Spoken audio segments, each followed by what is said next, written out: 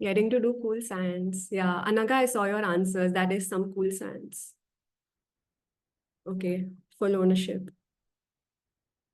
Some more answers. I see a lot more of us on this session today.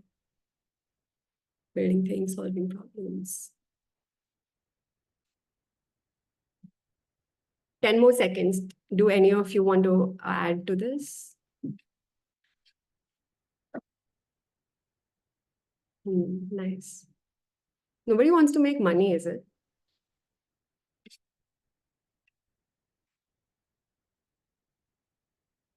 It's both monetary and environmental impact. Okay. Who is speaking? Jeet. Okay. Hi, Jeet. So when you say creating an impact, that's what you mean? Is that what you wrote? Yeah. Okay, Both. great. All right. Okay, cool. Some very interesting answers. I mean, some obvious ones, some very non-obvious ones. Now, how about we take, so whenever I say reflective activity, which is what I'm going to say now, so this is a reflective activity, I want you to reflect and have your answers, just keep it to yourself. And this time, my question is, what is the worst thing that could happen if you take the plunge now? So right off the bat, if you start up right now, what do you think is the worst thing that could happen? Yeah, take a few moments here and write down your answer personally for yourself.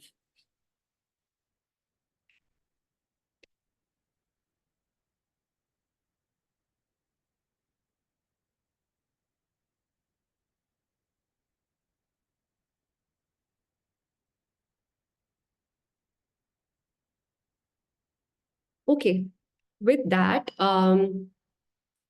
let me actually talk a bit about myself. So I'm going to share a story. And this goes way back into my ninth grade. So I hope all of us are still on cameras. I do want to be seeing most of us. Okay, cool. So yeah, in the ninth grade, I committed this mini act of rebellion. I got half of my class to sign up for environmental applications so that it could be added to our school curriculum. At the time, I had just no idea that this was going to be pivotal to how the story of my life gets shaped. And since then, every decision that I've made has been based on this act of disrupting the status quo. And when we talk about entrepreneurship, it's essentially we want to redo something, we want to imagine something, reimagine something, and disrupt the status quo, right? So later in my journey, I discovered that this inherent scrappiness and like the ambition that I carry, it makes me the ideal founding team member to lead growing startups. And in the last decade, I have been most fulfilled when I'm immersed in startups and working alongside founders. So these are the founders that who've just gone against the grain. They've developed climate solutions, and some of these solutions actually have had lasting impact. So why am I here today? That's because a large part of my work has entailed co-creating pitch decks and presenting business proposals, both to potential investors and customers. So I do know the challenges that we face while writing our pitch decks, while pitching. I've just seen all of that. And today I want to share with you how I have learned to navigate this process. And hopefully by the end of this session, you would be in a good place to design your own pitch decks. So this 90 minutes, it's an anchor workshop, and we want that you design a pitch deck that actually intrigues your investor even beyond your deck. Because what we are going to be creating is just like a good movie trailer. And the job of a good movie trailer is that it excites you to want to watch the movie, right? So that's what we want to do with this particular deck and the pitching exercise that we do today. So before we get into the actual agenda of it, another reflective activity to do is just think about the last person whose presentation skills really wowed you, and what do you think made them stand out? This is going to inspire you to build your own pitch in that direction. So yeah, take another 40 seconds and think about the last person whose presentation skills just flowed you, and what do you think made them really stand out to you?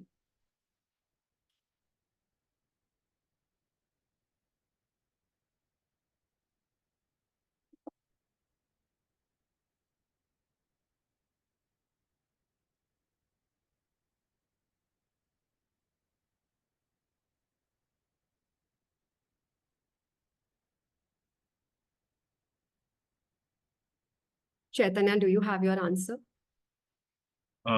Yeah, I was just about to speak. So, as in, I don't remember in particular. I've just had a lot of great presentations through this course as well. So I believe something which stands out is the articulation for me. That how a person articulates and puts across the point, and this includes the graphics or the presentation he uses, and also the dependence of how a person puts his dependence on the presentation to explain something. So it's a combination of how he uses his own hands plus the presentation and other body language to convey things. So I think articulation is something which stands out for me. Okay. And were you able to think of a specific person when you were thinking of all of this? Yeah, as in I forgot the name, but I think the first lecture in this course itself was very intriguing from someone from McKinsey, I think Mr. Rajat was his name. Yeah, Mr. Rajat. So yeah, I think he was very amazing in the first lecture. We all were very inspired by his presentation skills and also the content he was presenting. So Yeah.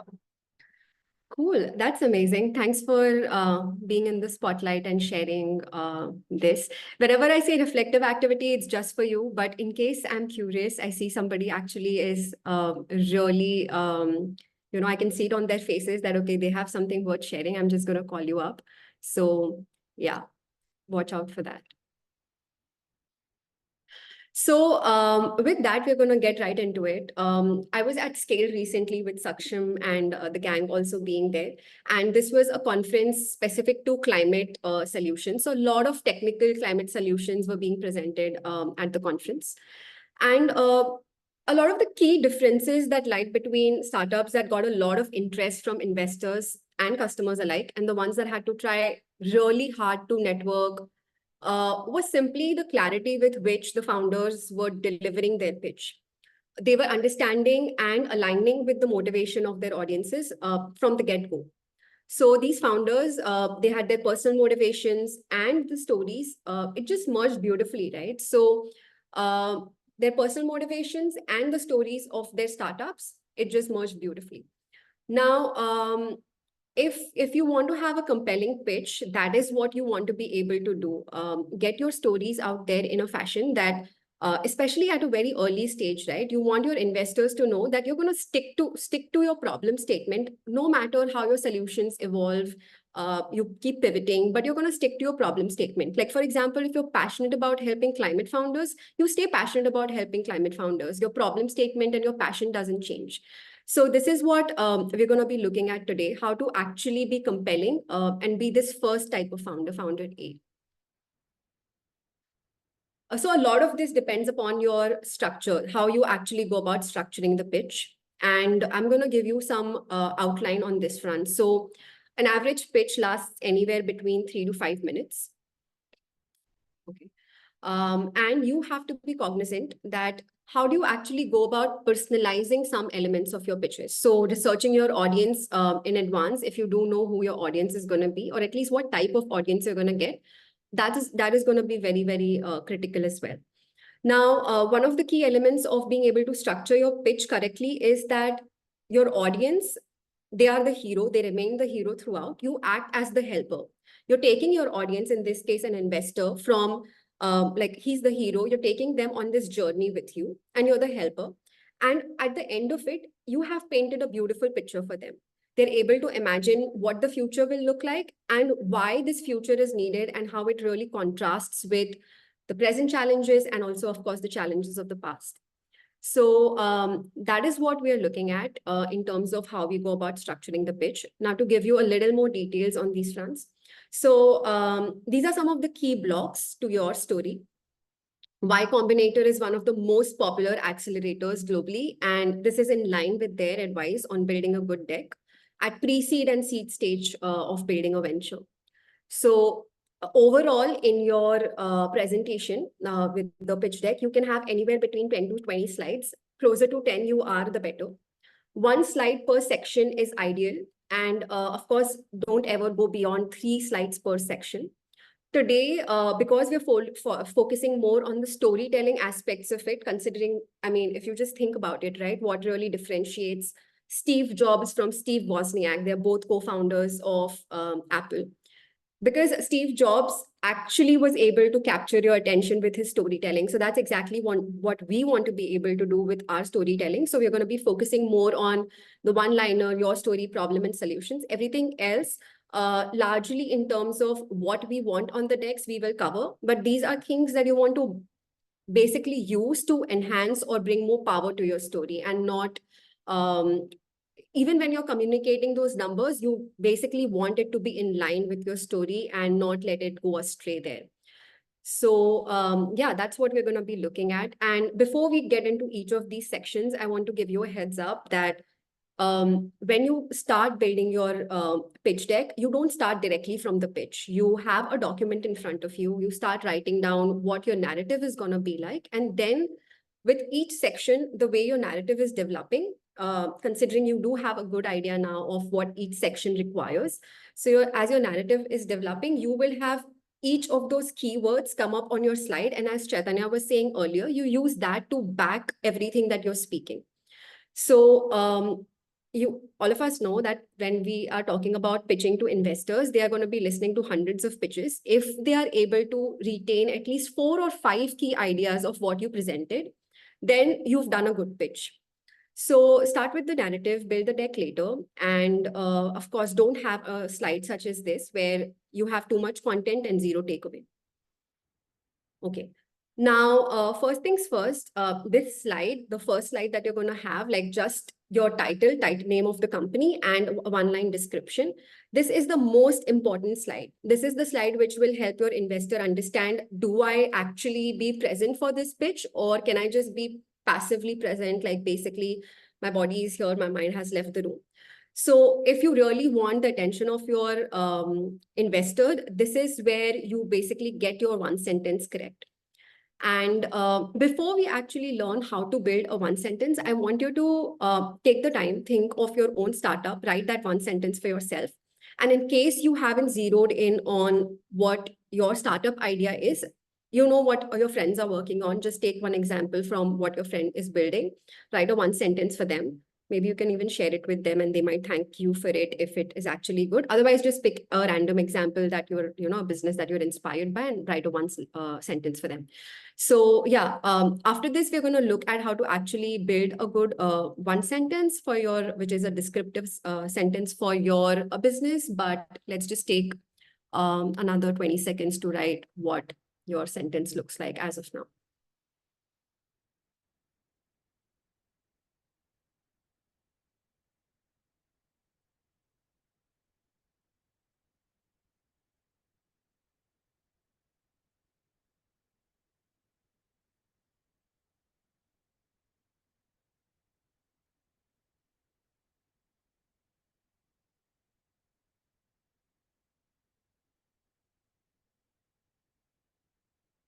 Cool.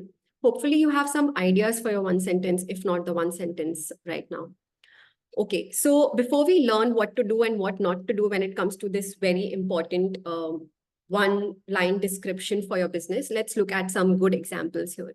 So this one is basically a textile company, and their descriptive line goes like, from rags to new ropes, technology to turn textile waste into new fibers. Very powerful according to me, just like being able to see the wording also, like the wordplay is also amazing. And also just in terms of how direct and focused it is, I really think it fits the bill for a good example. Now, another really good example is a solar solution no one can see. This is a solar company. And if you look at some of the problem statements for why, in the solar space, for why companies are still like, folks who are still not adopting solar, you will see that one of the reasons is this one, like they don't want some of these ugly panels. So this directly fits into the building structures. And you see one of the pictures here right next to it. So a solar solution no one can see. Yeah, amazing work on this front. Now, one of the last examples I wanted to show you is, so Silvera is building a platform, and essentially what they're doing is, their one sentence is based on the current environment where the trusts in carbon markets is like there's a high trust deficit. So bringing that back into the picture, like with saying building confidence in carbon markets, phenomenal job, just like hitting right where it hurts currently. Okay, so let's see now what we should do and not do when it comes to having this one sentence be absolutely bang on. So don't be vague, firstly, and let's see what that even means, right? So when you look at this, it just can mean so many things. Just saying innovative solar powered solution, it does not help me understand what your solution is without asking you further questions. So as a rule of thumb, you want this slide to actually make them curious, your investors, potential investors, you want to make them curious and excited about the idea and not struggle to understand it. So another thing to avoid is keep your audience in mind and just be concise and simple when you're conveying your idea. There is no need for you to be using buzzwords or jargons. Let's see a bad example on this front. So pioneering an urban agribusiness harnessing IoT-infused hydroponic systems to optimize hyperlocal indoor cultivation. Too complex, a lot of jargons that can be done away with. Let's look at what a good example on this front would look like. Urban agriculture startup developing IoT-enabled hydroponic systems for efficient indoor farming. Anaga, this is your science-backed solutions. Okay, so let's just take a moment to look at the good versus bad over here so that you can see why the bad is bad and what makes the good a good one.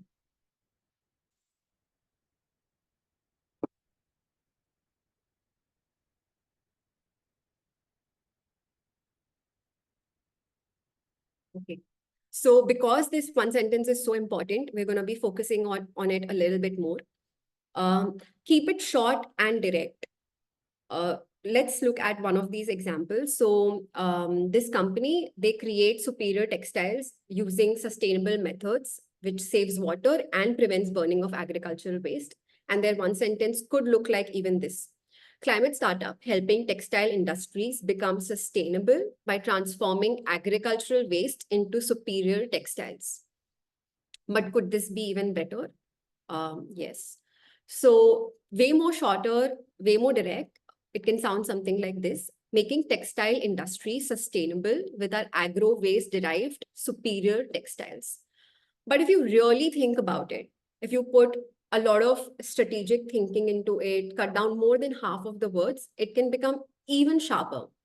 So it's about framing your idea and getting this one liner to be so amazing, so crisp that your entire business pitch is based on this one line and exactly what you're going to be narrating. So everything that we read before this, that can be boiled down to something as sharp as mainstreaming sustainability in textiles. The word mainstreaming is adding so much value to this sentence, right? So just let's compare what we had from the beginning, then how it evolved to actually becoming as sharp as it did.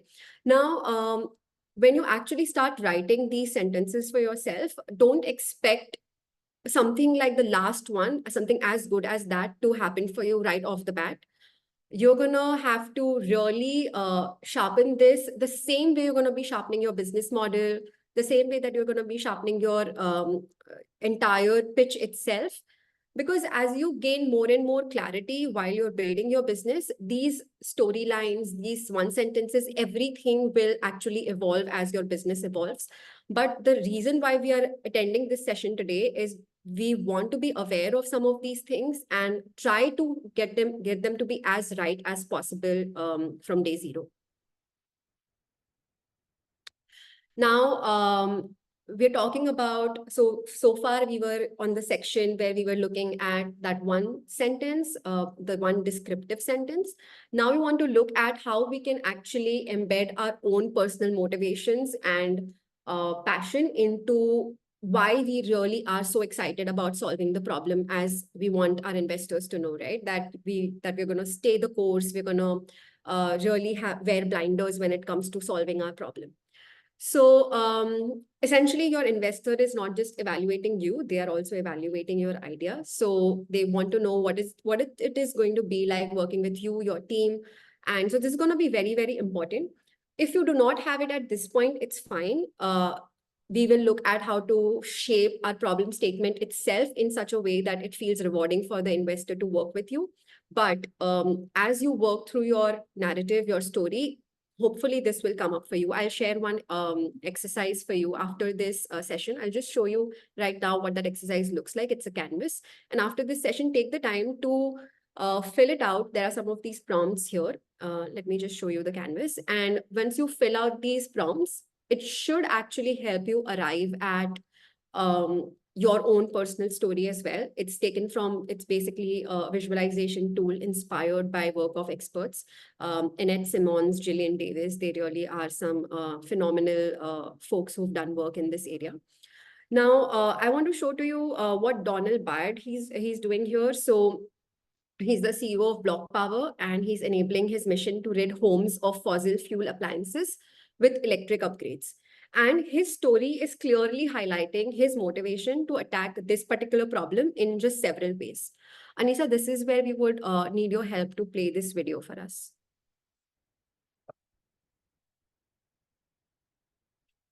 If you want, I can stop sharing my screen.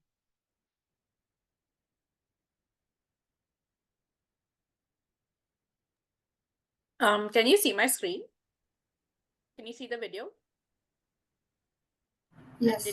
And did you hear it when I was playing it? Can you play it again? No, the audio isn't there. It's not there? I can't hear it.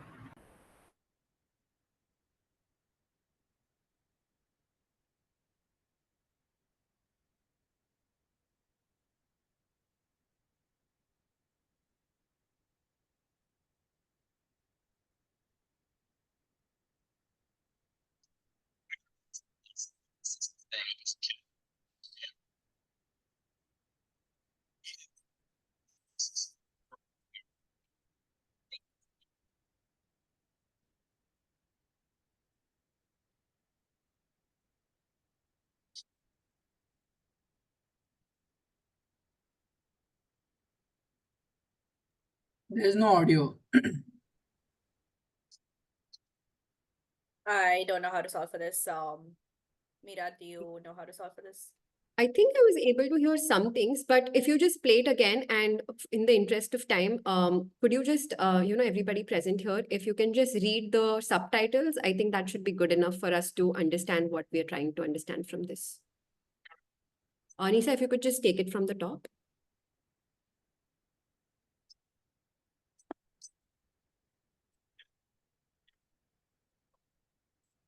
So he's saying, growing up as a kid with my family in a one-bedroom apartment, which was a building in Brooklyn, the winters were really cold, and sometimes his parents were working nights. So they would tell him that, okay, just light this match and turn on the gas oven, open up the oven door, and just don't forget to open up the window, because that's going to come into the apartment. Like, all of the gas is going to get filled up, the carbon monoxide. And then they would just leave for work.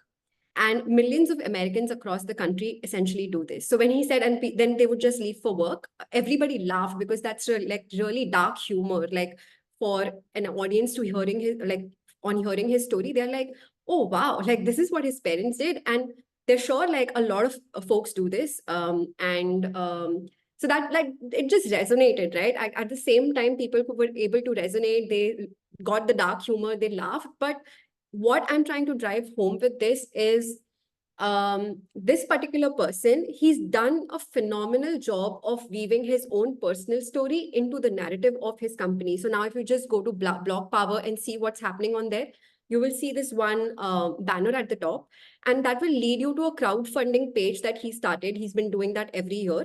And the crowdfunding page, the objective is just about getting everybody who cares about this problem to fund this entire project, not his company's work. That's basically for profit. This is a non-profit side of thing, where everybody is funding for economically backward sections of society, for them also to be able to get this upgrade. People are actually going ahead and funding that. So he's able to solve for this one problem that he's put his mind, body, soul into solving, by doing multiple things about it. And that's because he's saying, I'm committed to this problem. This is my story. This is what I'm looking to solve. And I will do everything that it takes. There's for-profit, there's non-profit, everything that it takes, right? So this is what we want to be able to get to. If we're not there here or like at this particular point of time, no issues. But as we keep developing our own narratives, that's where we want to be. Okay. So going back to our slides. Okay, so this is, and to be able to get there, this is a completely, the canvas that I was sharing about earlier. So this is what you want to be filling out. You will get several ideas, several insights as to how you can actually bring your own personal motivation into solving the problem that you've decided you want to be working on. Now, looking at the problem slide itself, right? So we're starting with the one-line descriptor. We're going into embedding our own personal stories into the problem statement. Then coming into the problem statement by itself, how do you give it solid weight? How do you design this particular slide to be having maximum impact? Because this is where your investors are trying to imagine the world before and after your solution. So the before part of it is your problem, and the solution that you present is going to be the after world. And there's a great book. I'm currently reading this one. It's called Fall in Love with the Problem, Not the Solution. A side note. So my father gifted this book to me, and then I was like, okay, I'll read it in my own time. And he realized that when I say that I'm going to read it in my own time, I may or may not arrive at that point of time in my life. So he said, this book, I want to return it to somebody. So read it now and give it back to me. So amazing strategy. If you want your friends to really read something, try it out. So Uri Levine, he's the co-founder of this business called Waze. It's a navigation app that got acquired by Google back in 2013. It got acquired for over $1 billion, and that was back in 2013. So this guy really knows what he's talking about.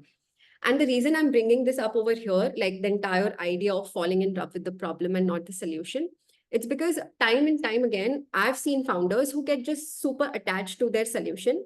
And what that means is that they're not pivoting in time to give their company a fighting chance to actually reach that much coveted product market fit. And this means that they're building for too long a product that the market just isn't seeking with the same passion.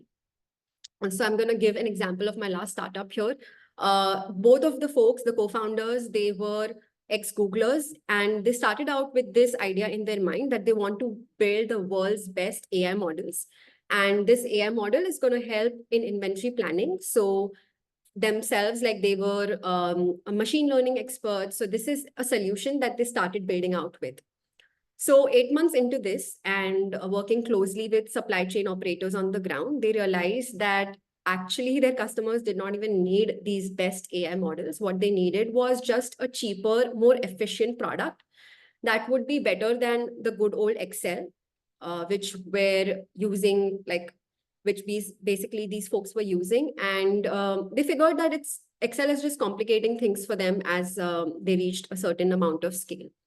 So how do we actually not get married to the solution and build for a particular problem statement as we work on the ground, we pivot? That's because these folks were able to do it 8 months into their journey. You will be able to do it faster, considering you will be so engrossed with the problem to worry too much about all of the resources that you've already put. Because one thing that you don't want to be falling in the trap of is the sunken cost fallacy. This is where just because you've invested, let's say 3 months into building something, you're like, okay, let's actually see if we can make this work. And then 8 months into it, you will realize, okay, we should have stopped it at the 3 months mark, right? So that's exactly why we don't want you to be getting married to your solution. And that can happen successfully only if you actually truly do fall in love with the problem that you're looking to solve. A really good example that I came across this. So while I was at Scale, MITI Labs was presenting, and then I did some digging into their website and just look at their problem statement and the way they framed it. So agriculture is the single largest threat to Earth's system, with rice as its largest contributor.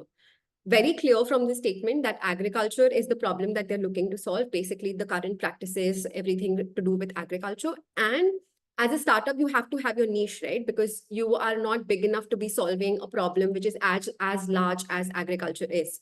So they have, with this one sentence, also described what their niche is that they're going to be focusing on. And with the other, with this other slide over here, what they've done is right after this, they've contextualized that why is it that they think rice is the right problem to be solving for right now. So just imagine this. I mean, any audience who's actually looking at this and seeing the problem being contextualized, what they're going to be imagining is the rice on their plate that they were eating for lunch is basically releasing the same amount of greenhouse gases in its production process that aviation is as well. Like, so when I'm taking a flight and I am so aware of the amount of fossil fuels that get used while this flight is taking off, am I actually as aware of the impact of rice on my plate? So that is the kind of impact this contextualizing is doing over here. So yeah, have your problem statement. If you have graphics that actually can add real value to your problem statements, then it's worth putting it. Any numbers that you have just for the sake of it, not the best idea to have it, but numbers actually have to support your story. They have to really solidify your story. So that's how you actually deploy numbers to your service, to the service of your story. Now, some of the statements that we have as questions for you to be actually coming up with your own problem statements are some of these over here. I hope you will be looking at these questions right after. During the session, whatever thoughts come into your mind for how you can go about framing your own decks, like each section of your deck, write down those words so that you have something to explore right after. Words that will actually help you follow that chain of thought again. So what problem are we solving? For whom? When do they experience this issue? A very good question for you to actually come up with your own problem statement. Other two. Hi. So I had a question. Like, could you go back to the last slide, please? May I know who's talking? Yeah, hi, this is Pratham. Yeah, Pratham here. Okay, Pratham. Let me come Yeah, back right. just for you, but all of the questions we want to actually, so 5 to 6, we want to be talking about everything that we have here, doing some reflective activities, and 6 to 6:30 is we want to keep parked just for the questions. So if you think you can park that, let's do it. Otherwise, if you want to go ahead. Yeah, like, it was just a small question, like, the problem we are solving might not be related to the people whom we are going to interact with. Like, for example, the ultimate problem that we are solving is that reducing carbon emissions. But then what we are doing is that we are building a high energy efficient system for heating and cooling. Like, that is for a business now. And what they look is for only cost saving in this case. Otherwise, there is no incentive for them. So like this becomes a bit tricky when it comes to such matters. Yes. So the last startup that I was with, it's called Fountain 9. If you go to fountain9.com, 9 is numeric. They had the same situation. It's a software company solving for the problem of food waste, but food waste is not at the center of what the customers are looking for. So when supply chain folks are wanting to solve a particular problem, they are not thinking of food waste. So look at how we've gone about basically writing for communications on the website, everywhere else, the way we've tackled this. And you might get some ideas from there. But to just be brief about it, see, it's not just your customers who are going to be visiting your website. It's also going to be a potential investors. It's going to be a potential employees, right? Your future team members. So it's important that you're able to bring you're able to bring that same kind of excitement to solving that problem to basically every stakeholder, your potential investor, team members, your customers. But of course, the most important one, especially amongst the three of them, or for the survival of your business, is going to be your customers. So keep their interests at the center of it. On your website, everywhere else, focus more on the business angle of it, but do not do away with the impact angle of it. And that you can actually see on Fountain 9's website about how we've navigated the same challenge. Got it. Thank you. Okay, cool. So, yeah, so what data, research, and feedback do we have that actually explains this problem better? And which customers are we working with or hearing from to better understand this problem? So some really good questions for you to be diving deep into. as I said, write down your thoughts as things are coming up for you, bubbling for you in terms of what could be potential answers for you as you're working on your deck. So from that, we are going to be moving into the solution section of building our pitch decks. And over here, I want to first start by sharing why, basically everything over here is, you will hear the word storytelling more than pitch decks in how I interact for you. I've actually added the word pitch more number of times because when you're narrating your story, and we were talking about Steve Jobs a few minutes ago, right?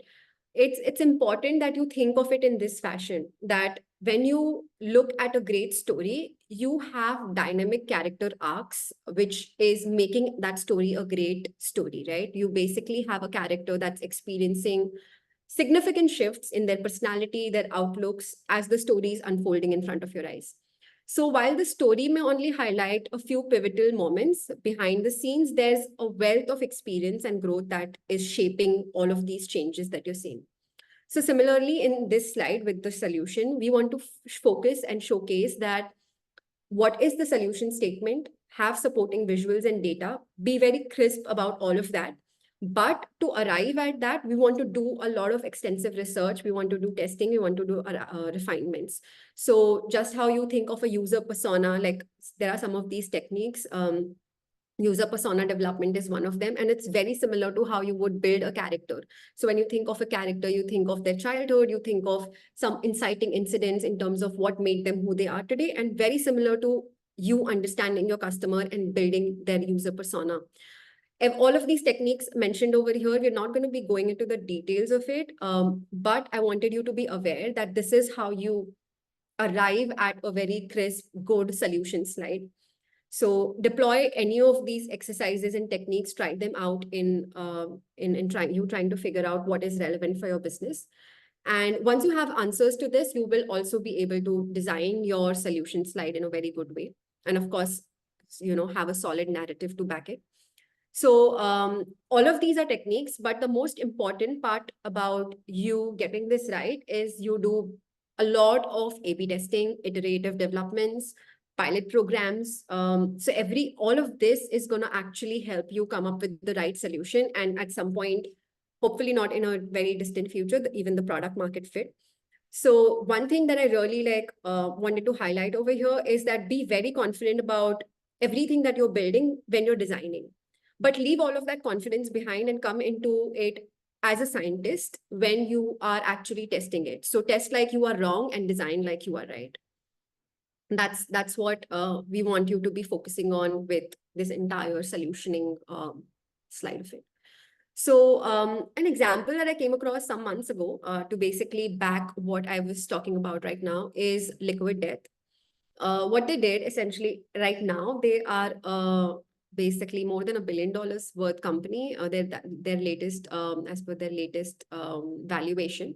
But around 4 years ago, when they started by just launching a commercial, redirecting potential buyers to a landing page where they could just pre-order the beverage. So this is similar to what you would do in terms of building a wait list or doing some kind of I think there are even better words for a minimum viable product right now, something which is actually a valuable product, not just viable.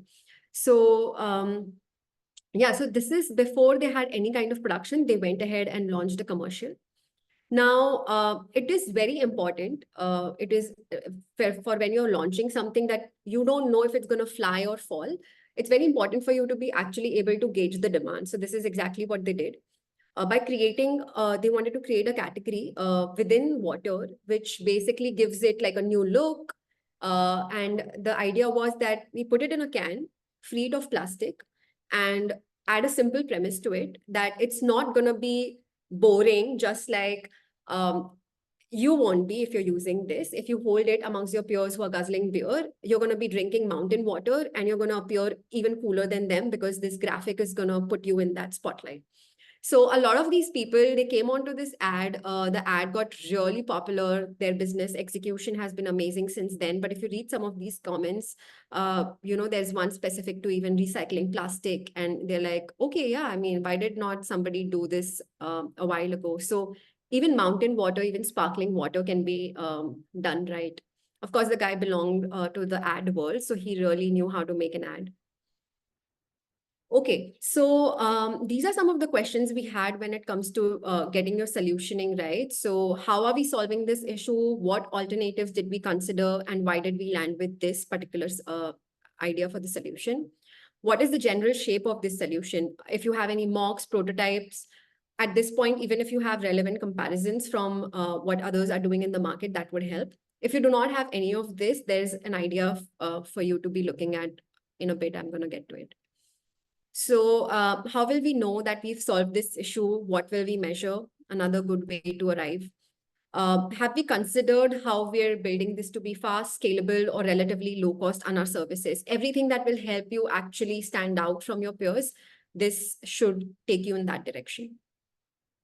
Okay, so Bhumi is a very, very early stage company. This is part of their pre-seed deck. What they're doing is essentially incinerating end-of-life refrigerants. So anything that they, while you're discarding your ACs, it has refrigerants, and their entire business model or their idea is dependent on getting those refrigerants to be destructed. So they do not have the platform ready yet. So they have like this entire concept of how this business is going to work, beautifully displayed in this way. So the investors, while they're actually going through your deck, they've seen some of your descriptive sentences, they've seen your problem statements, they're now excited about learning about your solution, and they're able to see in this, according to me, the all of the text over here, if that's also lesser, it will be greater. But anything that helps you see very clearly, okay, there's end of life refrigerant, it's being transported, it's being collected, there's testing happening, there's destruction happening, and what's the pricing model, what's the business model? Okay, we're going to get carbon credits. And there's a platform that is basically helping scale this entire project, right? So as an investor, at least I'm getting a fair idea of looking at this, what is the level of clarity you have at this point, and how exactly are you going to be approaching the execution of the solution. Now, another thing that they've done really well is make a business case for the solution. So some basic maths, and they've written over here that, okay, let's just take 1 kg of the refrigerant. What is the revenue that we're going to get from burning this up, like incinerating it, destroying it? There's $60 as revenues in terms of getting it to be destructed, transported, and getting it to that point. It's going to be $9. And then there's margin of around $51 that we are making. So as investors, they're like, okay, I can actually make money from this. Let me pay attention to how he's going to be going about building his business model, and how, at least let me hear more from him. So that's on the solutioning side of things. Whatever questions you have, please write it down so that you don't forget it. In some time now, we're going to get to the question side of things. So the next section, which is super important, is the progress or the traction side of things. This is where the investors are going to want to see, like, even in the few months that you've been working on this idea, what is the progress that you've made along with your team? And there are several ways to show this progress, right? Some very obvious ways that most companies show this progress is by showing metrics around customer acquisition and revenue to show progress. But even market validation. So if you do some market research, customer interviews, or surveys that actually validates your demand, or if you just create a wait list and show the number of people who signed up for something that you're building, all of this is going to be able to show to your potential investors that even at a very, very early stage of you building your startup, you've been able to get some of these metrics in place. If you are building something that you can do pilot programs or some kind of beta testing, then do that. Whenever you have something that is worth getting an IP for, then of course you can also add, like, there's a WIP on your intellectual property rights and patents have been filed. Yeah, I mean, very soon, hopefully, a lot of you are going to be winning grants, awards, have press coverages. So all of that will go in this. When we were building the decks for my last few startups, almost all of this was part of the entire progress and traction. So we don't leave anything that we have outside, because this is how we build credibility with our investors.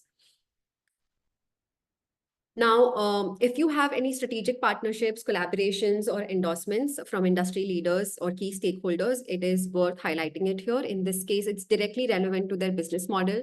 We were talking about Silvera some time back. So this is where they're building confidence back, getting confidence back into the carbon markets. So some of their collaborations is directly in line with that. So very, very important in just how they are distinguishing themselves from some of the other players in the market. Now, we've been talking about everything to do with your story thus far. And like I said in the very beginning, that is the most important thing. But everything from here on is something that's very iterative. So the potential business model is something that you're going to discover. The pricing is something that you're going to discover.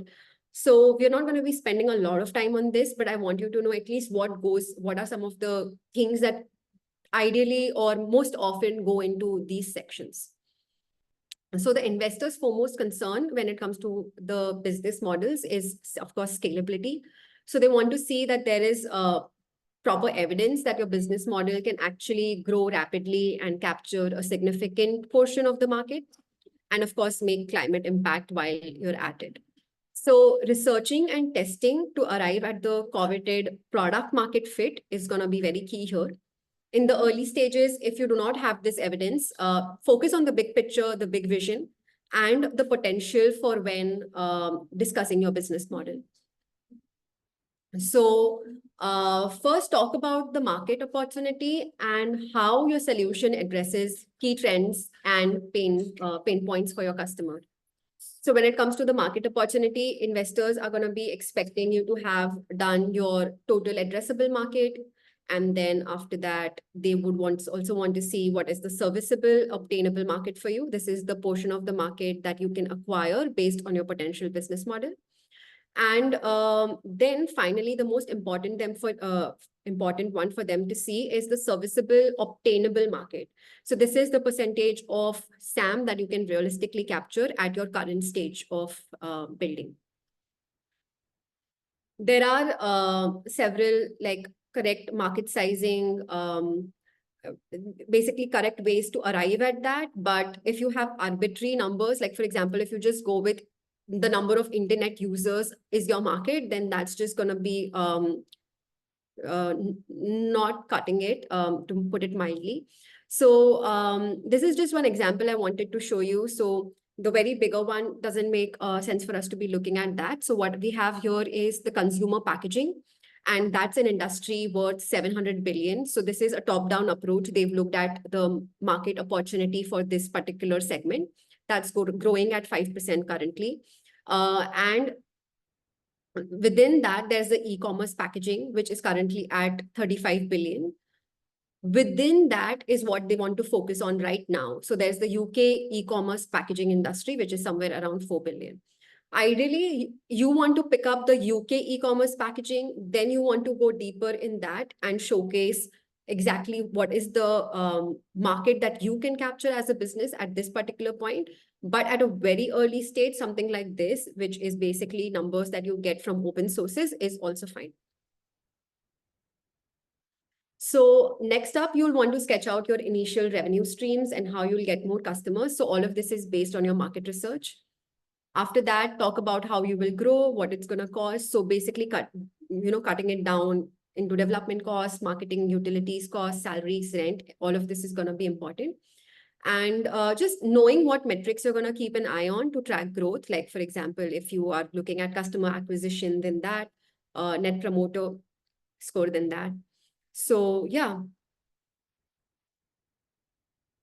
And finally, you want to conclude this particular section on your potential business model by sharing your long-term vision for the business and your roadmap to achieving it. So discussing milestones, goals, timelines for future development, growth, and validation of your business model. All of this goes on in this particular section.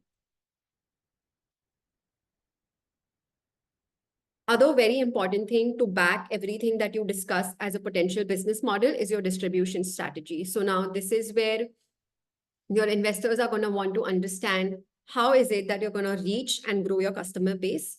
This is, you can start with mentioning your plan and highlight the channels that you will be using and why is it that you've decided on these channels. They can be both online and offline. With online, things like websites, e-commerce platforms, and social media are some of the very obvious good channels when it comes to online. And offline, you can think retail partnerships or events.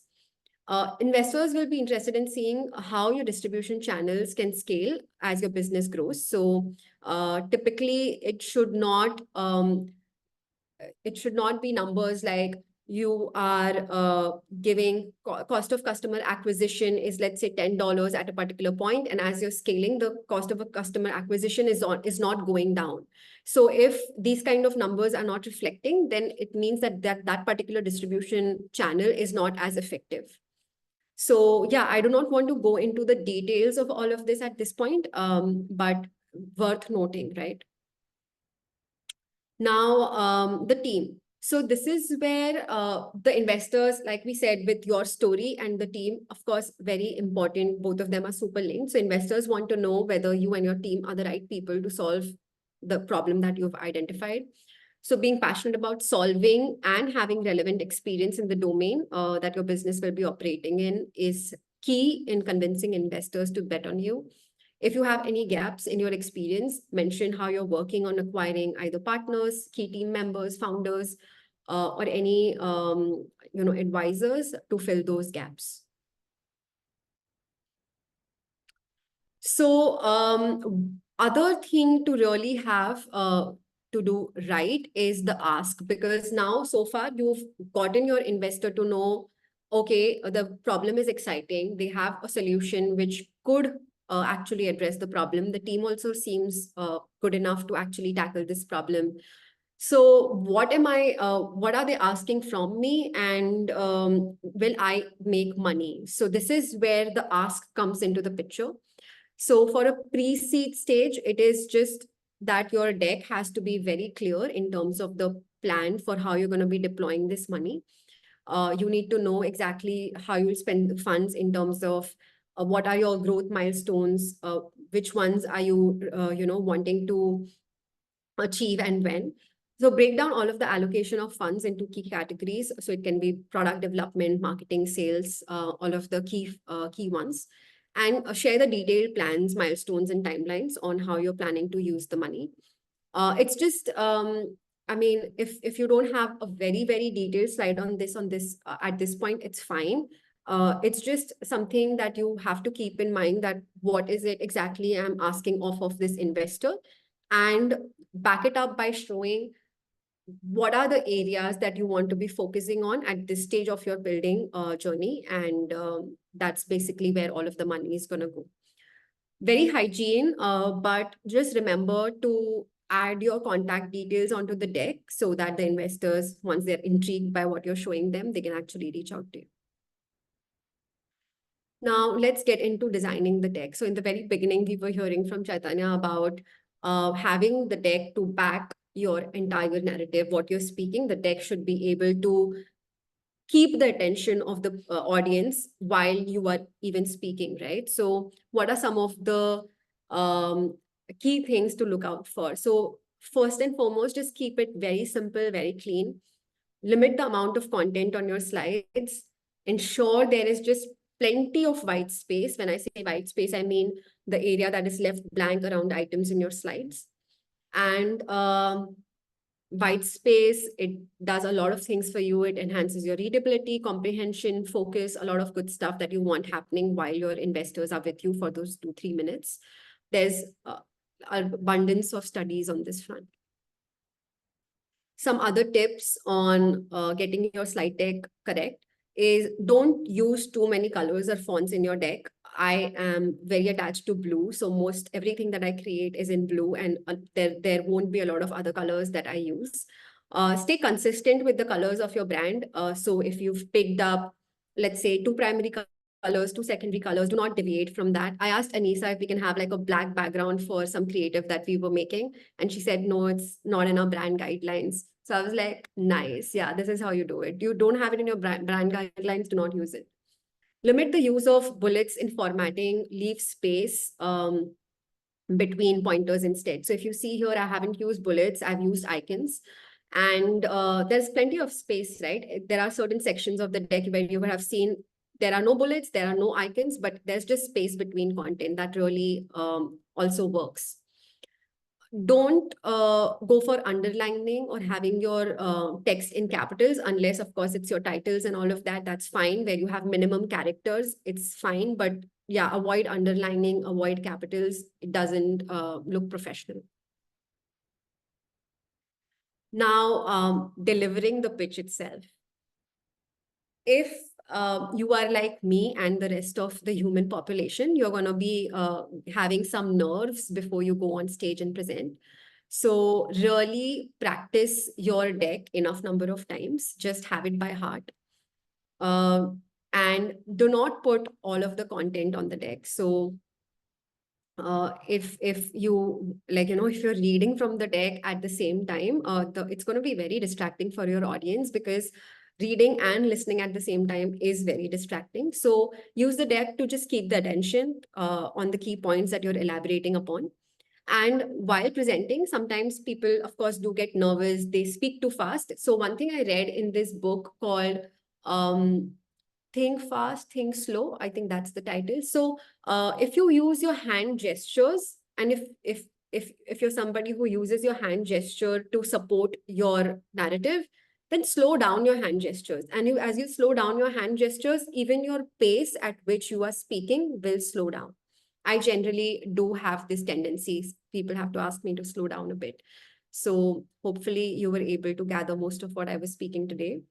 So yeah, and of course, if I spoke like this, try not to present in a flat, monotonous tone.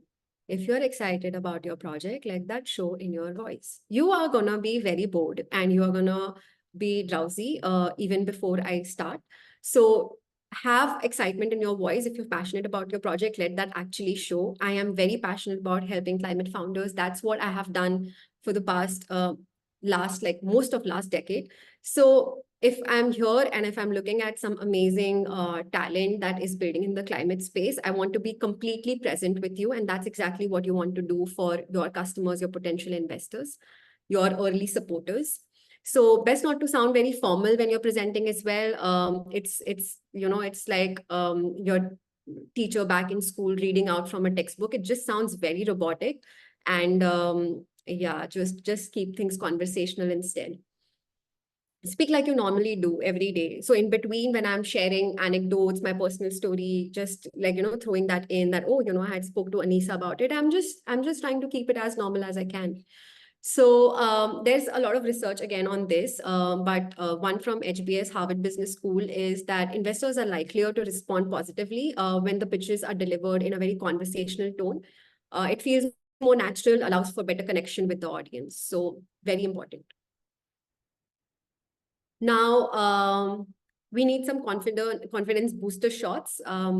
Even, like I said, best of us are prone to some nervousness before a pitch. So just remember that by virtue of the time, energy, even money, right? Like there's opportunity cost to you starting up now versus later. So everything that you're investing into you building, you have put yourself in a position to be the right person in that room. You belong in that room. You're the right person, right time, and solving for climate. So remember all of that before you actually start your presentation.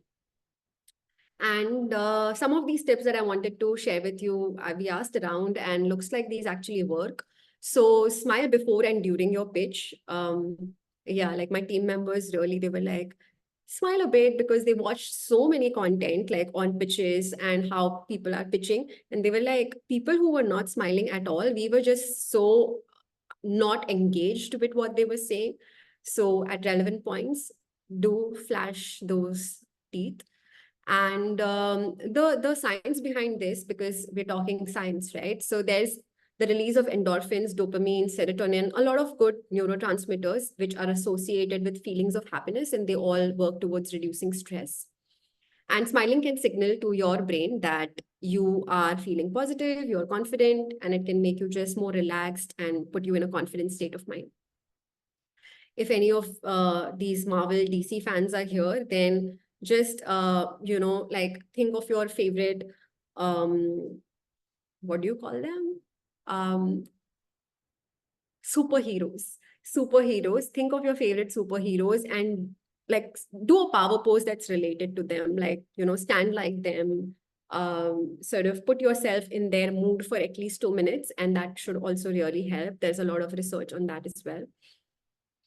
And very important, if you suffer from any kind of stage fright, come early, familiarize yourself with the space, and at least once before the program starts, get up on the stage and let your body get used to the feeling of being in front of people. So just put yourself in that position where you're in the spotlight. One time, one of the first few pitches that I was doing, I was just not prepared to hear my voice on the mic. So if something like that happens to you, where you're like right in front of a mic and you're speaking, and for the first few moments you're just so disoriented, okay, do I sound like this? That's weird.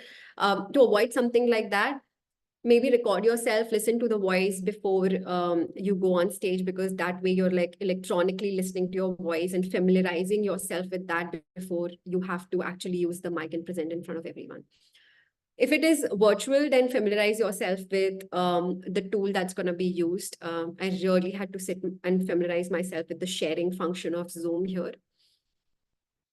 Keep your back straight, breathe deeply to calm the nerves. So amazing benefits of meditation. All of us are aware of that. But if you just do some alom vilom, that should help. Dress in an attire that makes you feel comfortable and confident. And that should also reflect in how you are speaking, behaving throughout the entire duration. So yeah, with that, we are open for questions. We went a little beyond already, but yeah, I think we should have some good time to address all of the questions. If we can't make it to some questions, shoot them to me on email and I will try to get back to you as soon as I can. If you have thoughts around the workshop, good, bad, ugly, especially the good ones, do share it on LinkedIn, tag Carbon Crew, tag Mira Mishra. That's my name. That's the same name I use on LinkedIn. So yeah, with that, just the floor is yours. Hi, Mira. So thank you so much for doing this workshop.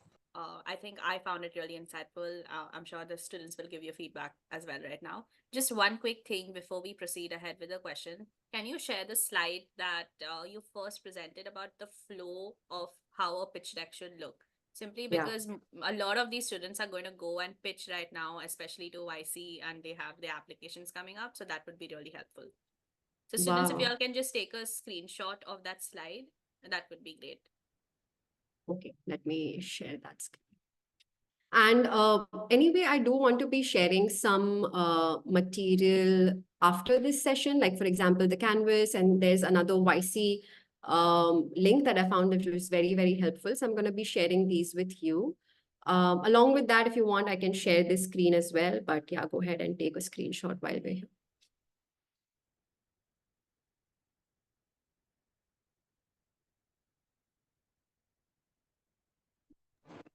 Meanwhile, can we start asking questions?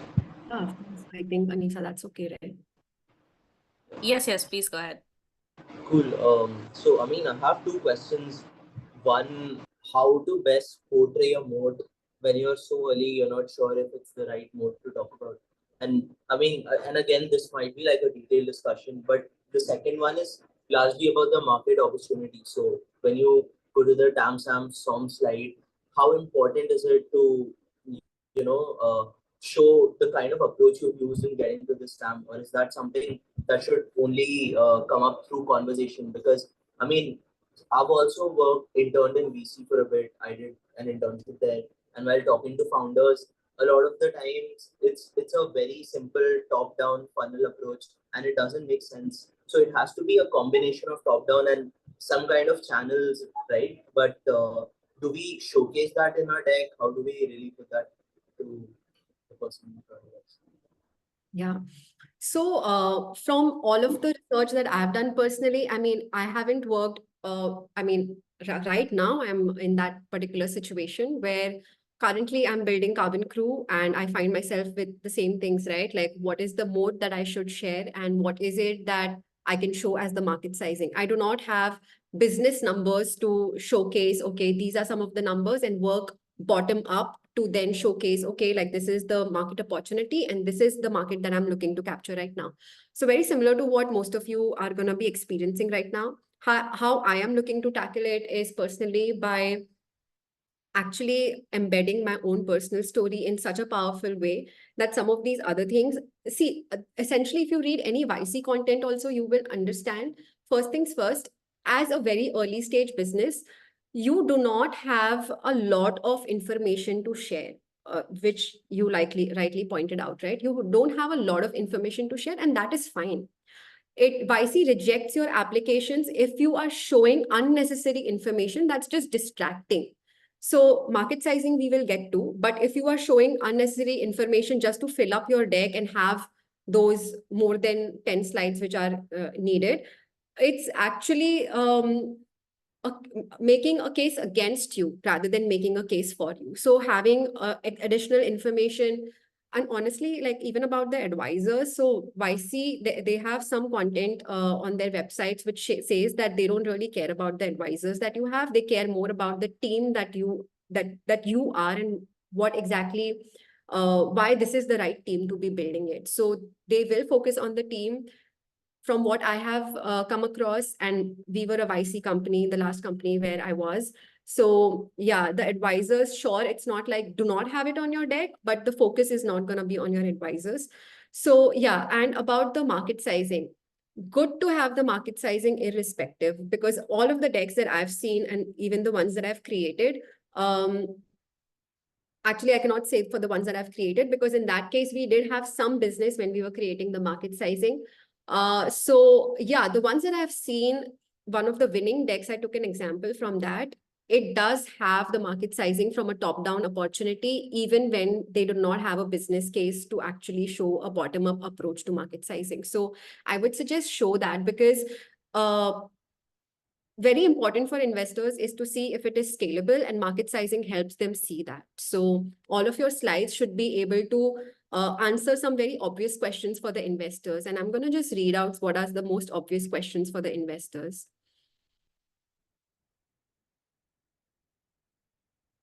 Okay. So when they are looking at your deck, they want to know. Yeah. So when they're looking at your deck, they want to know, what are we going to talk about today or read about? Who are these people? Why should I care? What do they do? Does this solution actually exist already? How, and of course, if it doesn't exist, that's not a very good thing, by the way. How big is that opportunity? Where will they start? What is their starting point? Why would customers buy this product? And how are they going to make money, which is your business model slide? Am I going to make money? How much do they want to do what? And what's the point of all of this? So these are some very top of mind questions, and the only important questions that investors are looking at when they're evaluating your decks. So if you're able to answer that in 10 slides, 12 slides, not more than 20 slides for sure, then you are doing a good job already. Just don't fill up your slides with unnecessary information, which is not answering any of these questions. Thank you. That makes a lot more sense. Another thing about competitors, right? So, I mean, I heard this advice from someone who has been to YC before, and they said that you shouldn't really be mentioning any competitor that's doing less than 10 million ARR. You can mention that other people are working on it, but there's no need to talk about startup competitors in particular. What That's degree really is good advice, because I mean, is that all of your question, or do you want to add something to it? No, that's just my question. So yeah, I actually was going through some of your submissions, and I saw somebody who mentioned some competitors or people who are working in that space who are really small. And why this advice actually is very a very good advice is because, see, when you put yourself in the shoe of an investor and you are seeing, okay, there are only these like very tiny companies operating in this space, maybe there is no room for growth in this space. Maybe this is just a very non-VC business, as they say. So if you have good examples of companies who are actually doing good business, even if they have a very similar solution than yours to yours, it's fine. That's absolutely fine. What investors are more interested in, like for example, there's already a what is that company? Big Basket, right? There's already a Big Basket. So why the need for a Zepto, and why would a Zepto share or not share Big Basket as an example? So these are some of these things that you should think about, that as an investor, I am not concerned a lot with are there already big, good companies in this space? I want to see, can this team actually create a product and execute it in such a way that they can get some of the market share? And if the pie is big, and if you even aim for, let's say, 2% market share, that's going to make them a lot of money. So that's how they are doing their math and thinking about this.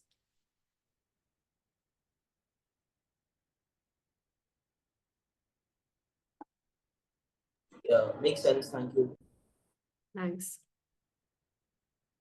Hi, Mira, this is Aditya. I have a couple of questions for you. The first one is that we discussed the notion of not making the pitch deck very information heavy, right? That's the advice everyone gives, but that's true when we are, presenting the pitch deck to the investor in person or over a video call or something, because we are the ones who are going to relay the important pieces of information regarding our startup to them. But then there are these investors and incubation centers who want to go through your pitch deck, like personally. They ask us to mail the pitch deck, and then in my head, I think like I should include this information because that's crucial to our business, and I'm not there to present the information myself. So, and that makes the pitch deck a bit more information heavy. So, how do you go about that? Yeah. So, I mean, in most cases, you will not be getting an opportunity to pitch directly in the first go. I mean, if you now are aware of the YC process, right? Like you just have to mail in your pitch decks. There's a person who's going through hundreds of pitch decks on any given day. So, again, put yourself in this person's shoes. I think you will find Kevin's notes on this. Kevin is from Y Combinator, and he's written extensively about this topic. And the way he phrases it is that when I am looking at hundreds of pitch decks, anyway, I do not have the bandwidth to absorb more than 2 ideas or max 4 ideas from your pitch deck. So if he's able to understand very, very clearly what is it that you're looking to solve, and how is it that you're going to be approaching that particular problem, and do you have the right attributes or right passion or right tenacity, right credentials, whatever you want to call it. I think if you have like some of these 2, 3 things working for you at this stage, you're good enough. Because even if you see what a pitch deck looks like for a very early stage company, pre-seed, seed stage company, it is very different from what it looks like when you are at wanting to sort of reach out to investors for Series A. So my advice, basically, I'm just echoing all of the good advice that I've read, come across, worked on myself, like while implementing things for my decks, is don't worry about, I am not there in person to talk about my problem. It's going to be either not understood or misunderstood. If you have like some of these things, like the descriptive line is really good, your problem is very easy to understand, your solution is not something that they're sitting there and wanting to ask you 10 other questions about, basically in the way that you framed it, it's good. It's really good. If you have written answers to your questions, and if you want to like share it across with me, I can at least like give you very uh, from the bandwidth that I have currently, I can tell you if you are in the correct direction or not. So that's what I could sort of do for you at this point.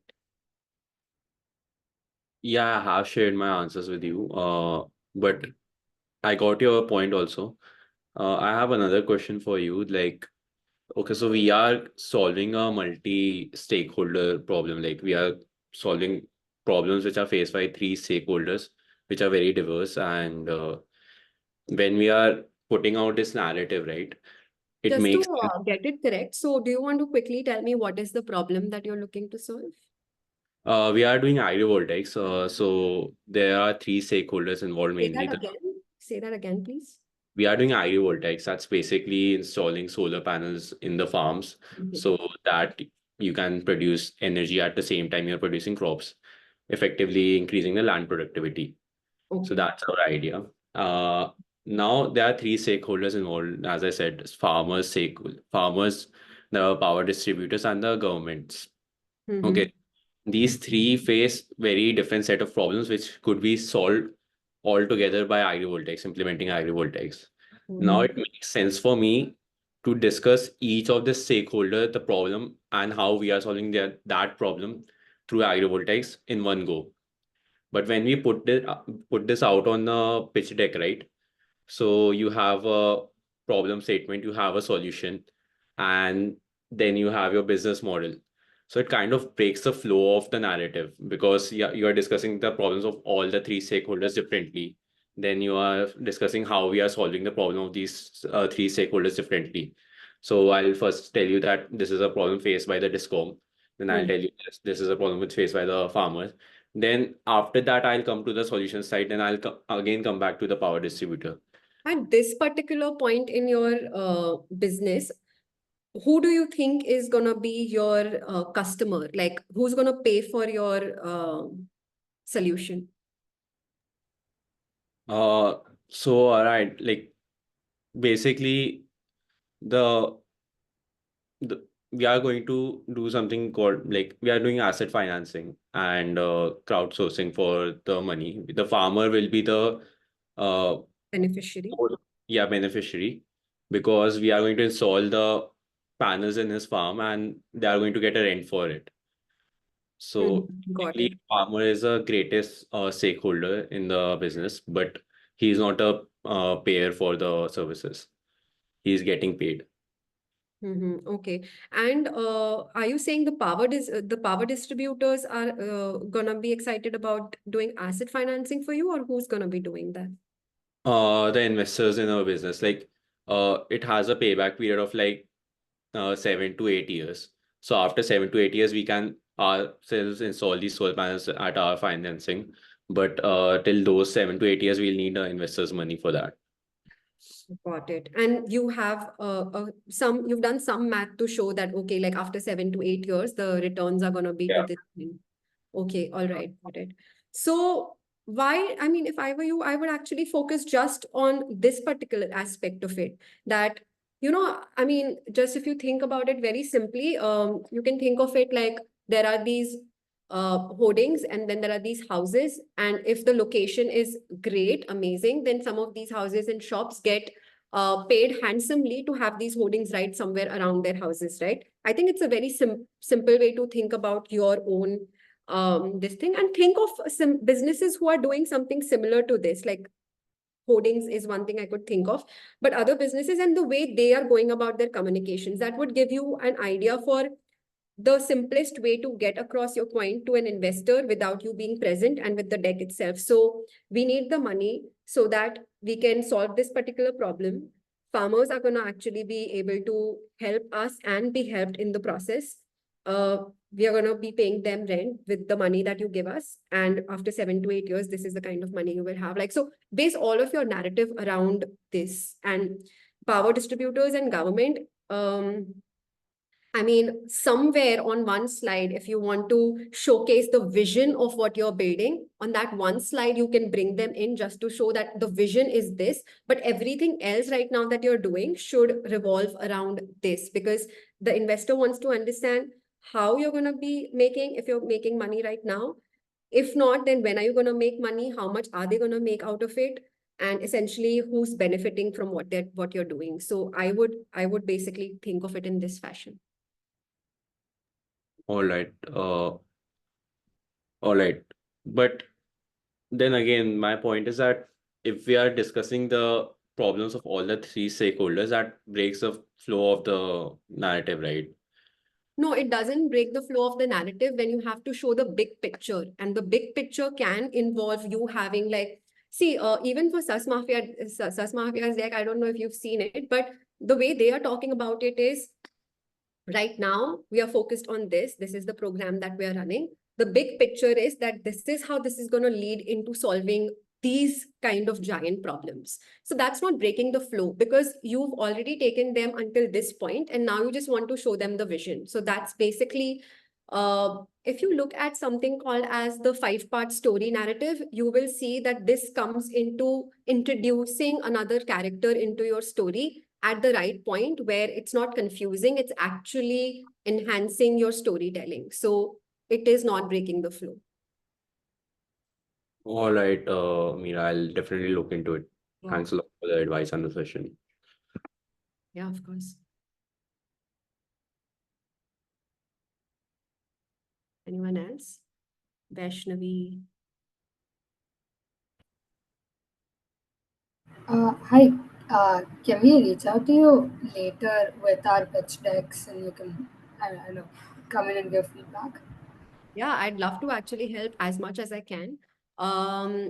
There are some ideas that I'm exploring on how we can help even further. Currently, they are just ideas, but feel free to, like, I have your answers. Now, what I really want to see with the documents that you've shared, also like, I don't know if you feel comfortable, but if you share drive links to your answers, then I'll be in a better place to just even add my comments if I find the bandwidth to do that.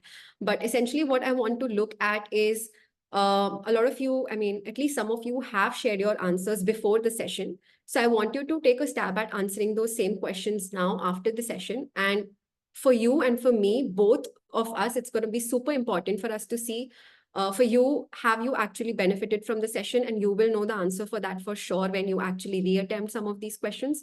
And for me, I will know, okay, like what parts of the workshop actually are really helpful. And maybe I go deeper on that and what parts of the workshop essentially I can perhaps do away with and are not adding a lot of value for you. So that's how I'm going to also sort of redesign some of this. Yeah, makes sense. Thanks. Okay.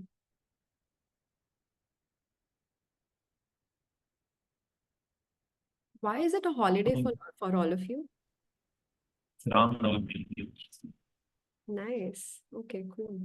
Yeah, I had another question regarding pitching and sort of correlating with our startup and the stage we are in. So currently we don't have clients and we are not very much validated Chaitanya, do the you proof want of. to try speaking without the earphones because it's distorting your voice a bit? Yeah, sure.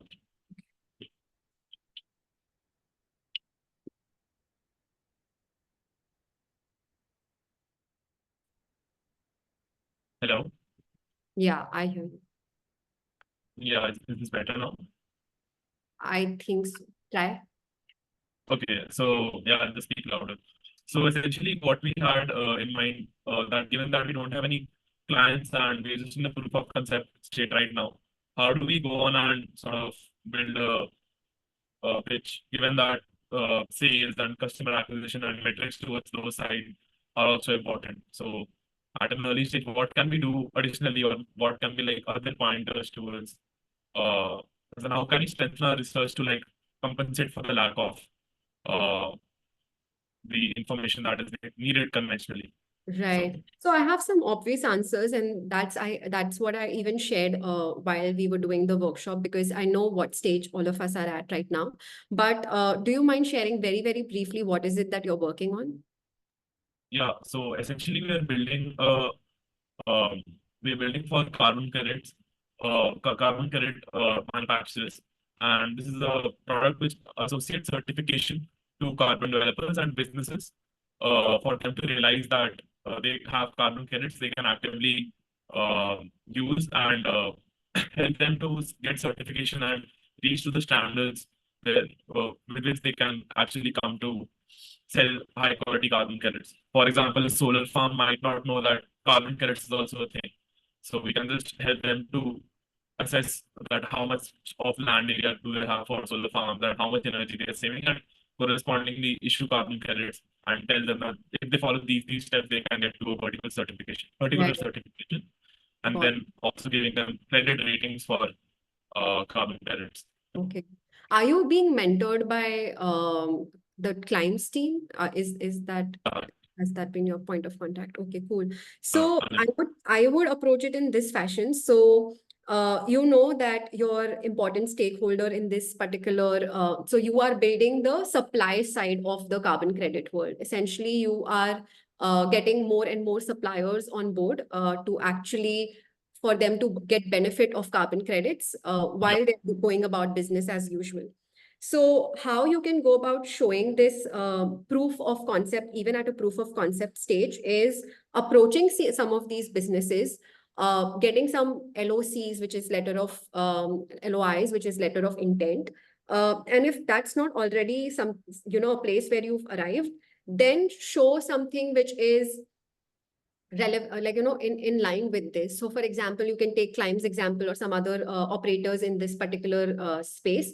And what is the kind of supply they've already been able to build? What kind of companies are working with them? There are these sites.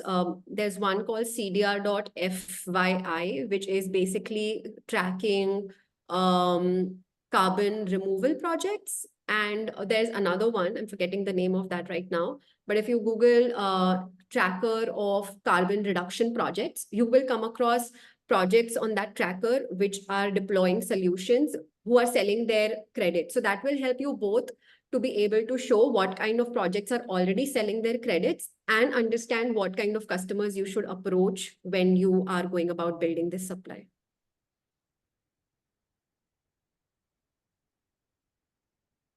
I think that was really insightful. Thank you so much. Yeah, of course.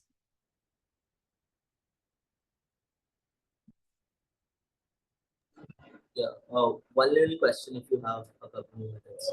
Yeah, Yeah. so for slide 2, which is our story, how do we put that on the slide in the best way? Because it's a whole story. You probably go to the slide and talk about it during the pitch, give it like 30-40 seconds. But do we have to put content relevant to it as well? Or? Yeah, I mean, the way I did it right now for this particular session, I think that's also one good way to do it. Let me actually bring that up.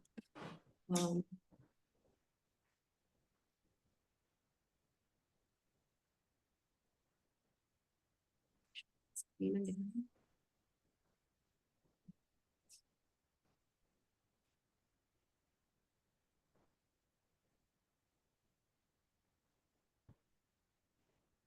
Yeah.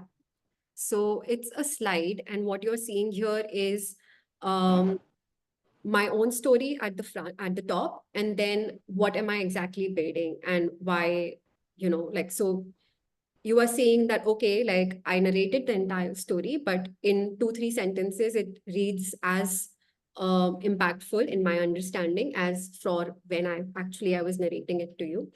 And yeah, and then I'm going into what am I building? What is it for? And what is the big problem that we're going to be solving with this? Yeah, makes sense. Okay. Have a very professional picture. So even if it's like from 5 years ago, it's fine, but have a professional picture that you use up here. Like, don't let it be a selfie for sure.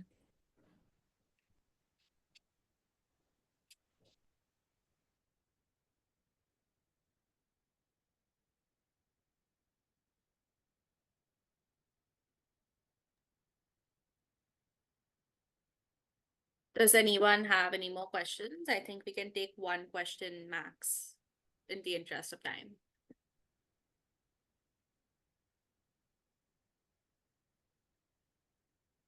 Cool, I guess not. So thanks again, Mira. I hope that you also had as much fun as we had today listening to you and learning from you. And I hopefully, really liked interacting with everybody. That was the highlight for me. nice. So hopefully you see them pitching in front of investors very soon. Yeah, I mean, if you make it to YC, please send your pitching links to me as well. I'll be very, very proud and rooting for you. If I added any value to your journey, then I've done my work. So after this session, I'm going to send you all a feedback link, and this would be really helpful to Mira and the Susventus team if y'all could fill it up and let us know how y'all felt about the session. So I'll be sharing it with you on the WhatsApp group. And just for Mira's attention as well, the Drive link that you sent to me with the video, I've forwarded to the students so that they can have a quick look at it. Yeah, because that's a really good video. When you make it to all of these TED Talks, it's gonna come handy and you're gonna be there very, very soon. So yeah, watch that video. If you want, you can watch the entire video. That's a little clip from that video. So yeah, you have the name, you have everything on that particular video to be able to find the larger, bigger video. Cool. So I think we'll end the session here. Just a quick announcement for everyone. We're going to have your next 2 sessions, which is this coming Friday and also next Monday on Zoom. I will be sharing the links shortly. Any questions at all for Mira or for the Susvanch's team, feel free to reach out. Hope you guys have a good holiday and also see you on Friday. Thanks, Yeah, Mira. get Good evening cracking. to Good you. luck. Yeah, thank you, Anisa.